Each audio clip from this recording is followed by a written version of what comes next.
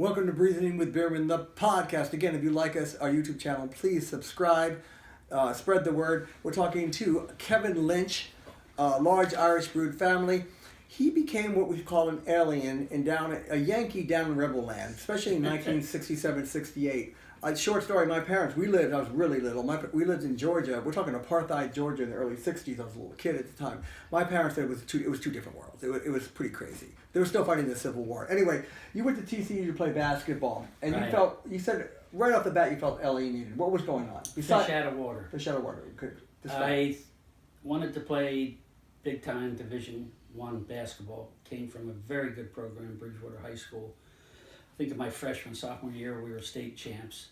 And it turned out I was out of my league. I was not good enough to make the varsity. I did play freshman ball. But freshmen only had freshman ball anyway back yes. then. So no JV. It was either the varsity at TCU or the freshman. Oh, you didn't think you would make the varsity even if you tried? You don't think? Well, I didn't know that going down there. I went sight unseen to this campus. I don't know why I went there. My high school friend from Bridgewater High School did the same thing for baseball. And in our freshman year, we had 42 kids try out, and 9 of us made it. 7 Texans, and you must remember, back in 1967, 68, when I was doing this, football was king in Texas, not basketball. It still is king. I guess. Yeah, I mean, yeah, but right. And they, so they kept 2 of us, but we barely played. I just really didn't get along with the whole scene. It was all about fraternities, sororities. Thank God all the Yankee kids from the Northeast banded together. So it was not a good time. And I went from being straight and narrow and being a jock to running into drugs. And I got waylaid for a couple of years. Isn't it really right to go down to Texas to discover the 60s, lysergic, lunacy, marijuana? Yes. I mean, people go to jail in Texas for that for 5-6 years. Mescaline, peyote, you name it. Wow. The only drug I didn't do was dope, thank God. So not only were you alienated, you were a drug-taking Yankee. Yes. And stuff.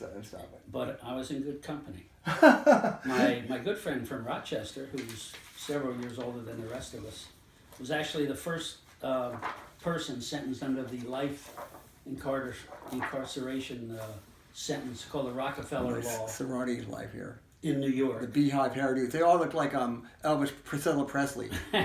You could go through a wind tunnel and your hair wouldn't move.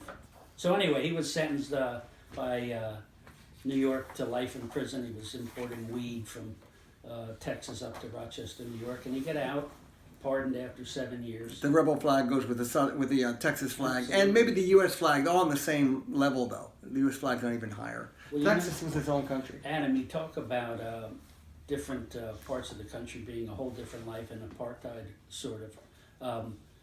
In our freshman year, we drove over from Fort Worth to Baton Rouge to watch TCU play LSU, and one of the first places we got gas was in Bossier City, Louisiana, on the border with Texas.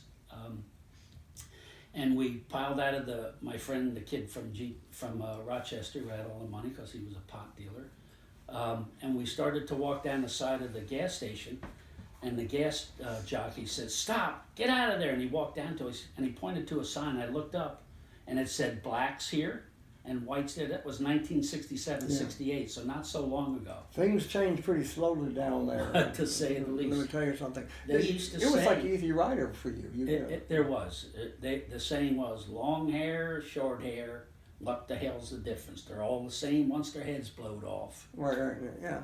Either right, you could be Dennis Hopper-ish and stuff. I'd rather be Peter Fonda.